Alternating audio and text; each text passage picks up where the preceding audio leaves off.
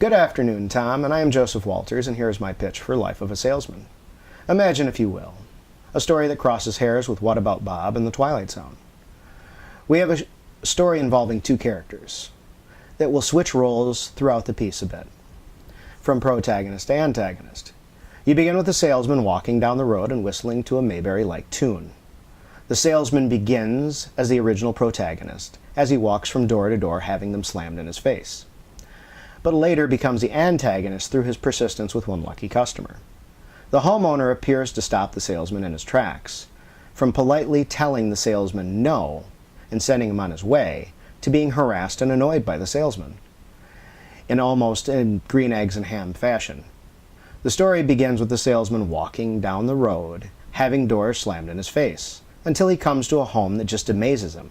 The home itself has no soliciting signs posted in the yard, as well as a beware of dog sign. Although there appears to be no dog in the yard, the salesman feels welcome and goes to the porch and knocks on the door anyway. The door opens. We meet John, the homeowner, whom does not seem to be too happy to see the salesman. John glances at the sign on the door, looks up annoyed, but still politely sends the salesman on his way.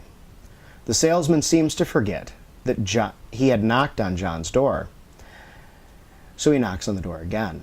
This time, from inside the house, John asks the salesman to go away. The salesman feels persistent and continues to persist for a while, and at one point walking into the house from the back door because it was wide open.